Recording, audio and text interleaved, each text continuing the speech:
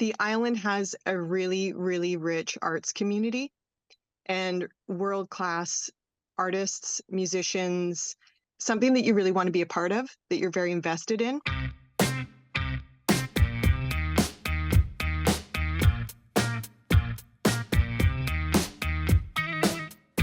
Hey, I'm Catherine Marlowe. You're listening to a new CBC podcast called This is Vancouver Island. It's all about life in our region. Now, with the ocean and the forests, we know this can be a pretty inspiring place to make art. But for this episode, I'm talking to two people who add another layer to that. And I'm asking them, what is it like running an arts business on the island?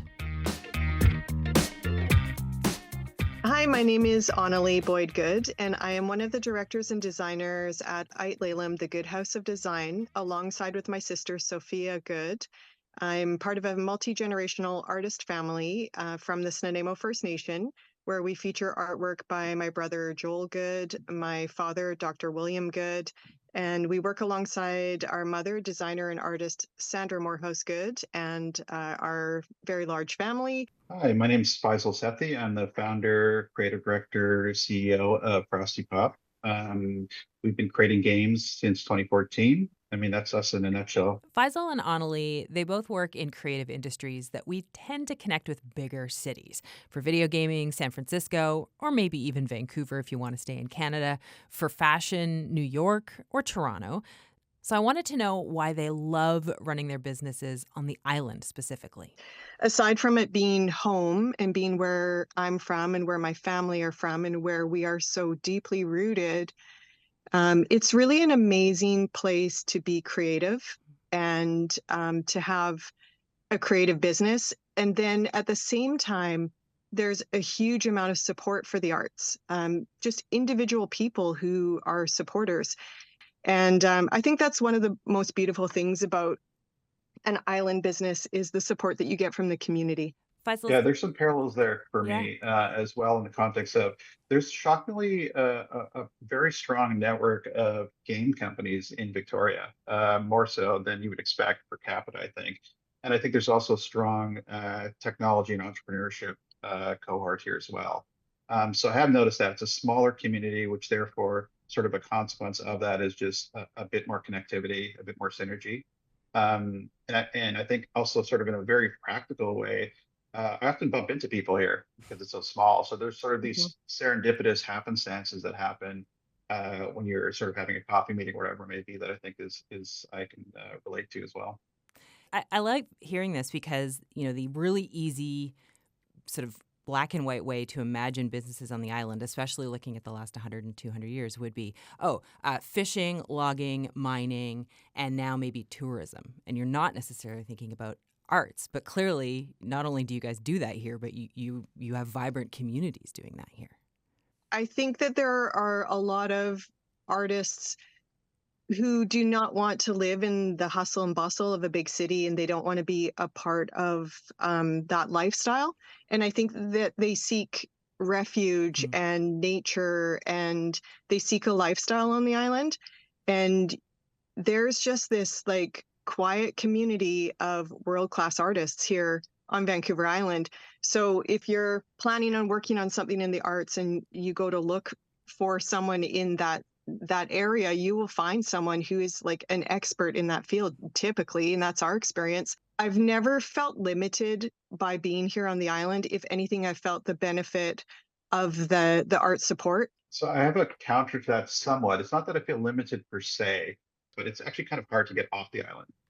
And so during the pandemic, I think it was pretty cool for me because I don't really like leaving. And so Zoom was, a normal part of our everyday lives. But I think the last year's been kind of challenging in global markets in general. And I think the days of sort of closing deals, quote unquote, is over via Zoom. And so having to get off the island and meet and greet in person is becoming a bit more imperative for my business. I was just going to say, the biggest challenge I think that we face is logistics here on the island. And I'm going to echo the sentiment of getting off of the island is very challenging. We just all went to the Cashmere Collection Showcase in Toronto as a family. and had this great idea that we would book flights and catch the ferry, walk on the ferry. It's right around the corner from where we are in Cedar, um, catch a shuttle, take our flight.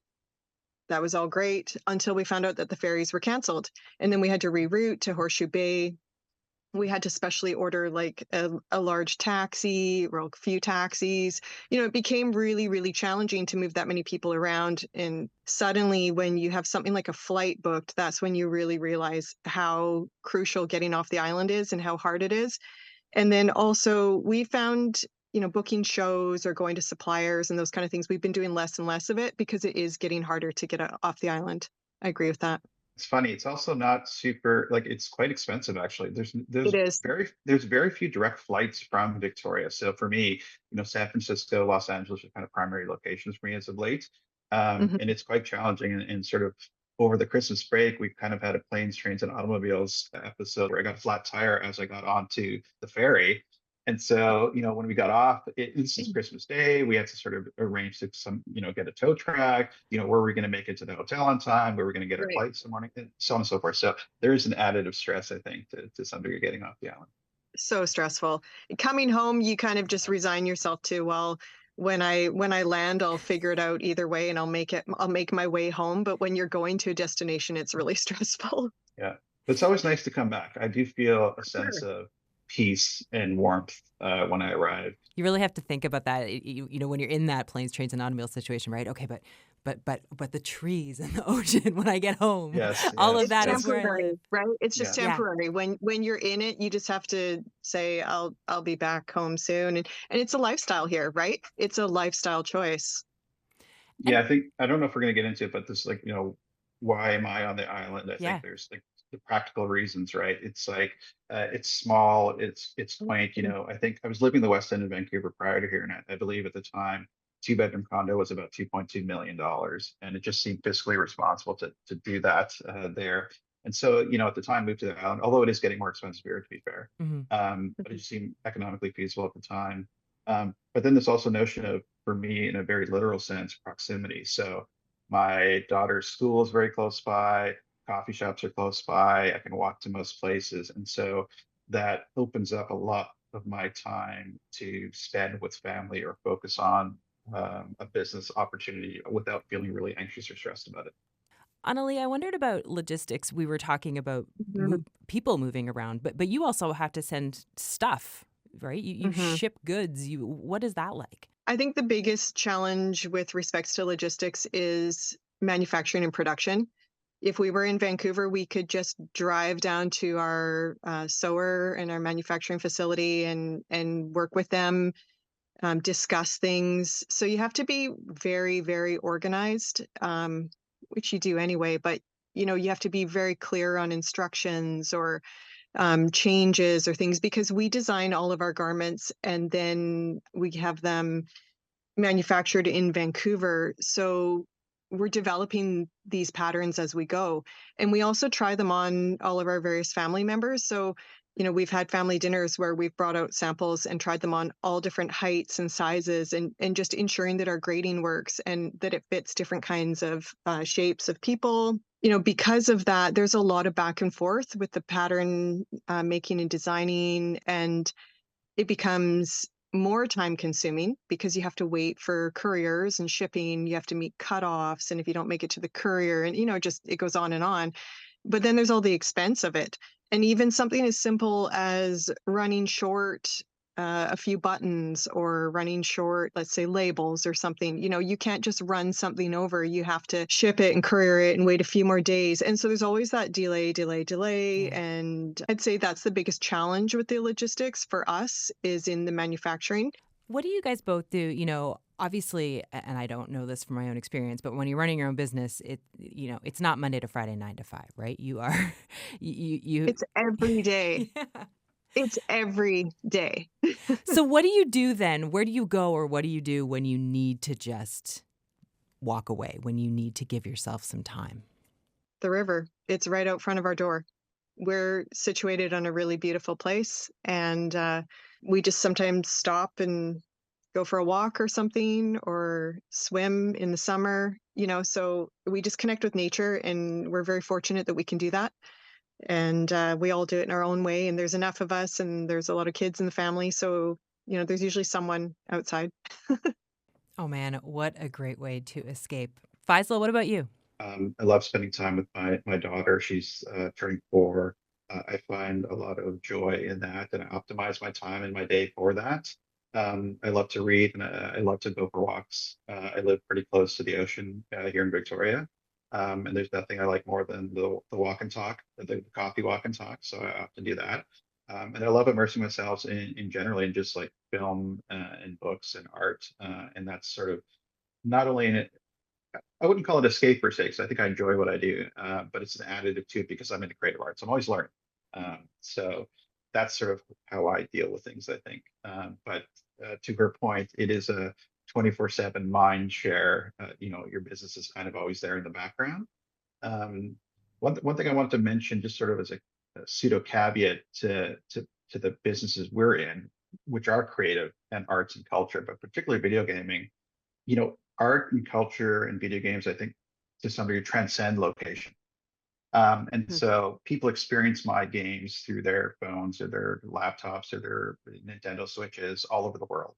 And I think because it's a digital medium to some degree, we can create it anywhere. And so uh, Victoria is a great place to do that, I guess is what I'm getting at, Yeah. because of the lifestyle. And so we don't have to be in a New York or Toronto or wherever, because we can create anywhere. I guess it'd be a similar parallel to you creating your fashion. It's something that comes from you, and wherever you are, it will be created and transcend the location that you're from. Absolutely. I mean, and art is really a reflection of our times and of the people living in it, right? And it tells a story. So for us, that's what we reflect in our artwork, right? And then we just like to go share it. So we'll go do shows in different places, but then those shows end up online. So you're right. Mhm. Like people, you can do it anywhere and people can watch it from anywhere in the world. That's like totally amazing. I love that. I love that idea though that you can do it from anywhere. And so why not do it from the island, right?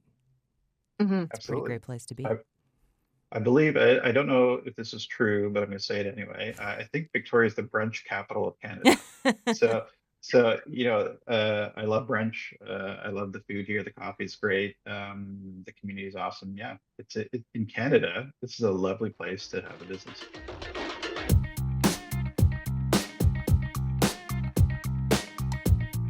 Now, Faisal is right. Food Network Canada did name Victoria the brunch capital of the country in 2016. I'm not sure it holds that title still, although I'm sure you have opinions. Now, in addition to enjoying brunch, Faisal Sethi is the creative director and CEO of Frosty Pop. They have a new game coming out this year called Pillow Champ. And Aunalee Boyd-Good is director and designer at Ay Lelum, the Good House of Design, along with her sister, Sophia Good. You can find their designs and their music on their website. They also have a bricks and mortar store in Nanaimo, which is open Wednesday to Saturday.